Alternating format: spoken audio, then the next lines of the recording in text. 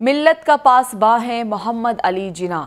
برِ صغیر کے مسلمانوں کو آزاد وطن کا تحفہ دینے والے قائد اعظم محمد علی جناح کا آج 146واں یوم پیدائش منایا جا رہا ہے۔ پوری قوم کا بابائے قوم کو سلام۔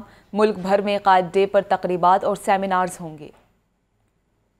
قائد اعظم محمد علی جناح کا سیاسی سفر 1906 سے شروع ہوتا ہے، جب انہوں نے انڈین نیشنل کانگریس میں شمولیت اختیار کی۔ متعدد تاریخی حوالوں سے یہ بات واضح ہوتی ہے کہ وہ ہندوؤں اور مسلمانوں کے درمیان برابری کی سطح پر بہترین تعلقات کے پرجوش حامی تھے۔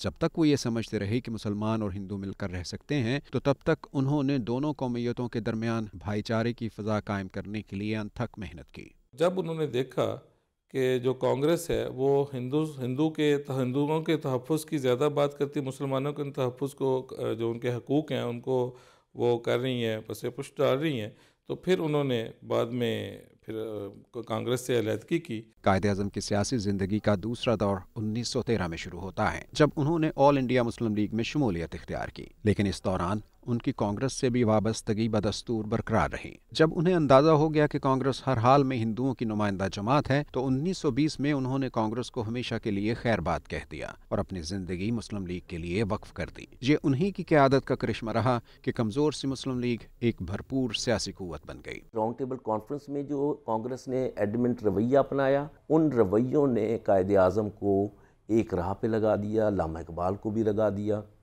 اور دیگر قائدین کو بھی، کہ کو existence is not possible, we have to have a separate state in order to save the Muslims of the subcontinent. 1940 کے آغاز تک قائد اعظم کو اچھی طرح سے اندازہ ہو چکا تھا کہ اب مسلمانان بر صغیر کے لیے ایک الگ وطن حاصل کیے بغیر کوئی دوسرا چارہ نہیں ہے۔ جب انہوں نے یہ سمجھ لیا تو پھر کوئی لالچ، کوئی ترغیب انہیں اپنے مقصد سے ہٹا نہ سکی۔ اسی سال مسلمانان بر صغیر نے ان کی قیادت میں ایک الگ وطن حاصل کرنے کا تہیہ کر لیا، اور پھر صرف 7 ہی برسوں کے دوران دنیا کے نقشے پر ایک نیا وطن نمودار ہو گیا۔ قائد اعظم کی وہ شخصیت تھی جن کی ہر بات کو سچ بھی سمجھا گیا اور اپنے لیے ایک رہنما بھی سمجھا گیا۔